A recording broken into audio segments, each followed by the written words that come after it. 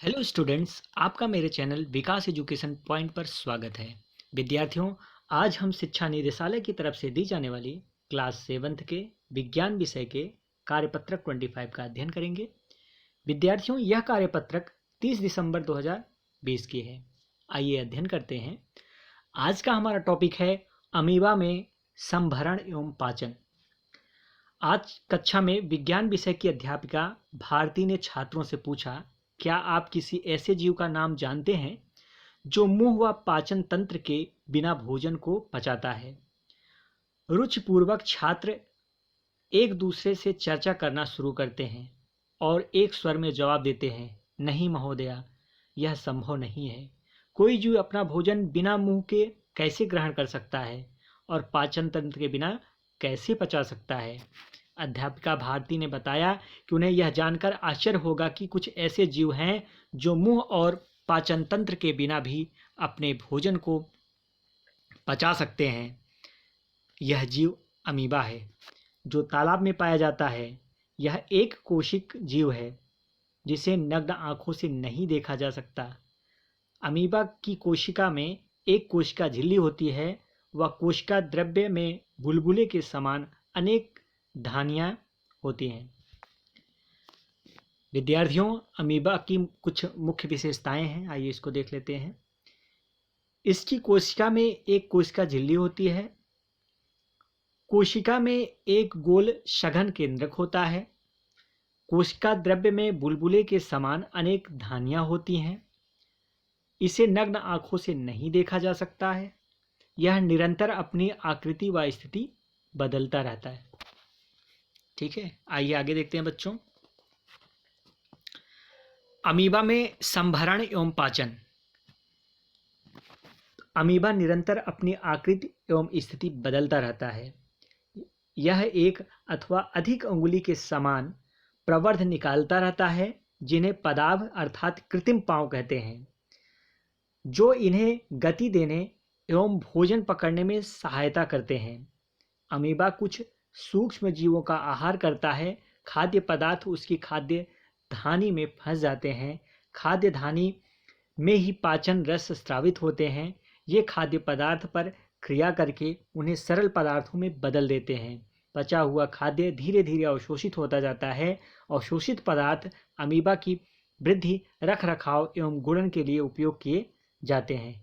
बिना पचा अपशिष्ट खाद्य धानी द्वारा बाहर निकाल दिया जाता है। बच्चों, राइट साइड में एक चित्र बना हुआ है। आइए इसमें समझते हैं कि अमीबा जैसे भोजन का कण कैसे ग्रहण करता है। ये देखिए, अमीबा का एक चित्र है।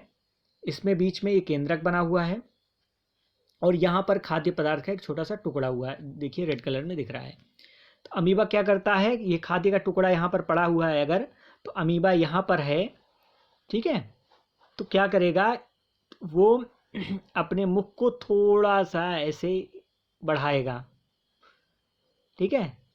फिर अगली बार पदाभ कूटपाद, यहाँ पर देखिए पदाभ कूटपाद दिया है, ये देखिए यहाँ पर ये कूटपाद हो जाता है।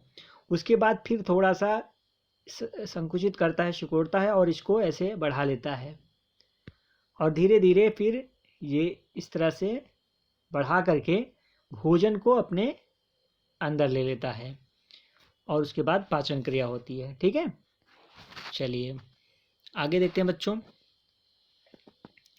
आगे है तथ्य है, अमीबा और मानव में पोषण के बीच समानता यह है कि दोनों में पाचन रस जटिल खाद्य पदार्थों को सरल पदार्थों में परिवर्तित कर देता है। अंतर यह है कि अमीबा का मुंह नहीं है, वह पाचन तंत्र नहीं है, जबकि मानव का मुंह होता है और पाचन तंत्र कई अंगों से मिलकर बना होता है। विद्यार्थियों, आज का ये कार्यपत्रक था हमारा। आइए अब कुछ प्रश्न दिए गए हैं, इनके उत्तर करते हैं, हल करते हैं। पहला प्रश्न है, अमीबा में खाद्य पदार्थ उसकी, तो खाद्य धानी यहाँ पर होगा बच्चों, खाद्य धानी में फंस जाते हैं और यहाँ पर खाद्य धानी फिर से होगा में ही पाचन रस स्रावित होते हैं। तो खाली स्थान भरना था बच्चों, तो क्या हो जाएगा, अमीबा में खाद्य पदार्थों की खाद्य धानी में फंस जाते हैं और खाद्य धानी में ही पाचन रस स्रावित होते हैं। पहले क्वेश्चन का आंसर। सेकंड क्वेश्चन है, मानव एवं अमीबा के पोषण में कोई एक समानता एवं एक अंतर लिखिए। ठीक है, और थर्ड क्वेश्चन है बच्चों, पदाभ अर्थात कृत्रिम पाँव किसे कहते हैं। आइए एक एक करके इन तीनों प्रश्नों को अलग से लिख करके देख लेते हैं। चलिए, तो पहला प्रश्न आपका हमने आपको बता ही दिया है कि खाद्य धानी दोनों में आएगा रिक्त स्थान में। दूसरे का हो जाएगा, अमीबा और मानव में पोषण के बीच समानता यह है कि दोनों में पाचन रस जटिल खाद्य पदार्थों को सरल पदार्थों में परिवर्तित कर देता है। और अंतर यह है कि अमीबा का मुंह नहीं है, वह पाचन तंत्र नहीं है, जबकि मानव में मुंह होता है और पाचन तंत्र कई अंगों से मिलकर बना होता है। ठीक है, चलिए आगे देखते हैं। नेक्स्ट क्वेश्चन है क्वेश्चन नंबर 3, पादाभ अर्थात कृत्रिम पाँव किसे कहते हैं। इसका आंसर हो जाएगा बच्चों, बहुत ईजी क्वेश्चन है। अमीबा एक अथवा अधिक उंगली के समान प्रवर्ध निकालता रहता है, जिसे पादाभ या अर्थात कृत्रिम पाँव कहते हैं, जो इन्हें गति देने एवं भोजन पकड़ने में सहायता करते हैं।